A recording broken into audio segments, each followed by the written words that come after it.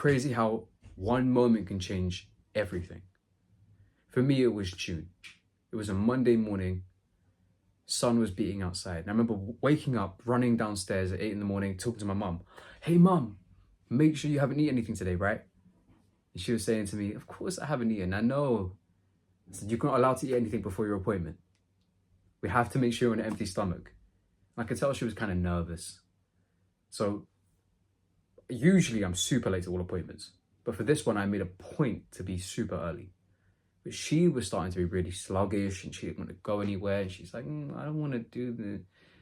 I was like, Mum, come on. We've done more than this. You've been through so many hospital appointments. We can get through this one. We jump in the car and I could still feel her feeling really tense. So we get to the hospital. I remember sitting in these cold metal chairs as we wait outside. And she sat in her wheelchair and we're just chatting with each other, but I can still tell there's this tension. Until she finally breaks and she starts crying. Ash, I feel so scared. I don't want them putting the camera down my mouth. I don't want to have to go through this. And I said, Mom, come on, it's just a camera. Once we get the camera done, then we can get your gallbladder removed and then you can feel much better because you're going through so much pain right now. And I was teasing her about it. I was like, come on, like, this is easy. Anyway, we finally get into the doctor's office. And I remember they handed us the waivers, and I remember looking at the waiver and thinking, why do I keep seeing 1 in 10,000 people die? I thought, come on, Ash, stop being so morbid. And I know my mum's stressed, so I don't want to stress her out even more. So in the end, what I did is I just asked my mum to quickly sign those waivers. I didn't read it too much. I skimmed over it and I put it down. It was just a simple procedure. Supposed to only be 45 minutes.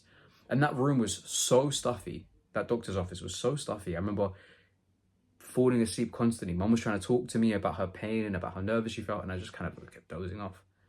And so I was like, Mum, I'm really sorry, but I've got to step the hell out of here. So I stepped out and I was like, I'll just wait for you outside. She gave me the look like a little child wanting me to stay. And I walked out, sat down and waited for her. 45 minutes passed. 2 hours passed. I started asking where she was. I didn't really get anything back from the doctors, just, oh, you know, she's just coming out of recovery. 3 hours and then 4 hours passed. And then I started to get really concerned. So where the hell's my mum at? So I finally find what room she's in. I barge straight in, walk all the way to the end, where doctors and nurses are like, no, you can't come here. And I say, whatever, man, it's my damn mum. And I see her just laying there sleeping. She looks so peaceful. Nurse is right there right now taking some vitals from her. I can still hear the sound of the machine. And as I walk over to her, the nurse is saying, oh, you know, she just needs more time to recover. She's really drowsy. But my mum's on dialysis. And to get through dialysis, she needs to take sleeping tablets. So she's always drowsy. Like, it's just like a permanent state for her. So I look over to my mum. I give her a kiss on the forehead. I look down at her and I say, hey, Mum, what are you doing? And she wakes up a little bit. She goes, hey, baby. She has this way of smiling, right? We call it a smile from the soul. So she has this way of smiling where she doesn't smile at your face. She smiles straight into your soul. And it's the most beautiful thing ever. And she does it even when she wakes up.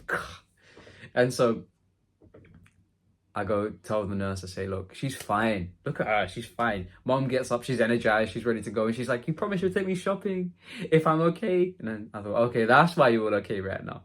So we get in the car, and as we start driving off, I realize the time. And it's quite late now. Mom's saying, oh, but Ash, I need to get some spray because the dog's farts are disgusting and they're killing me. And I say, Mom, please, I've got to go back and study. I had to go study for some interview prep, and if I wasn't going to get a job otherwise, right? And so she felt really guilty. And she's like, okay, we'll go home. And so we went home. I went straight to my room. And about an hour into my room, my brother comes upstairs. Now, here's the thing. I'm the oldest sibling. So all the responsibility always falls on me when it comes to taking care of Mum. And for the first time ever, I mean, this was the first day I said, look, I'm actually going to just relieve myself of the responsibility. I'm going to let them be in charge. And my brother comes upstairs and he goes, hey, Mum's not doing too well, but it's fine. I'll take care of it. She said not to disturb you. I said, okay, fine. Just let me know if she's like actually unwell. Because mum's always unwell. Like she has every kind of problem you can imagine. Neck problems, back problems, kidney problems, heart problems. She had it all. So it wasn't unusual for mum to go to hospital to be unwell.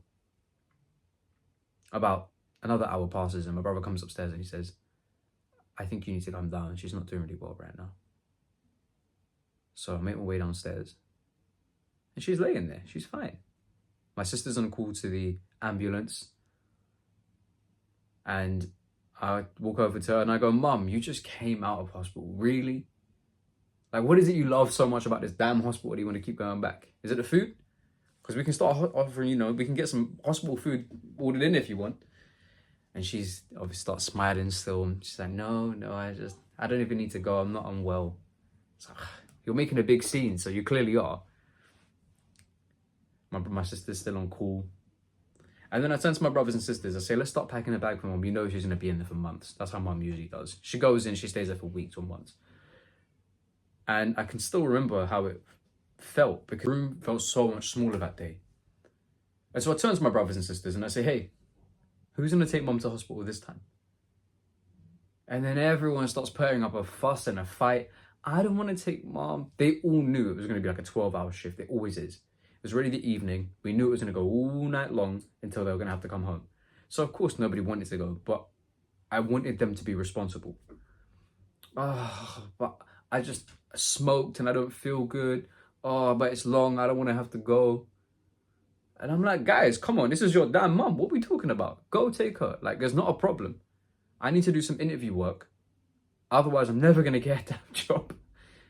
And I can hear my mum's voice very faintly. Hey, guys, don't worry. I'm okay.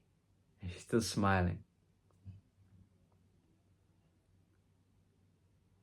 20 minutes later, there are 4 paramedics in our house.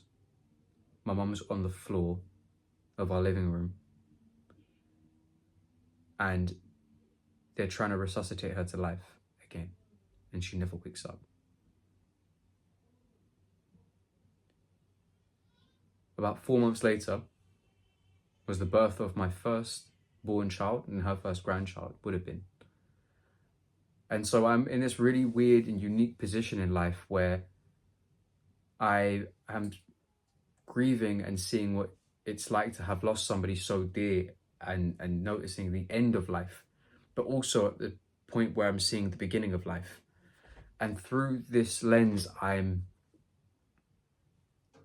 thinking about what it means when somebody dies. What does it mean when we die?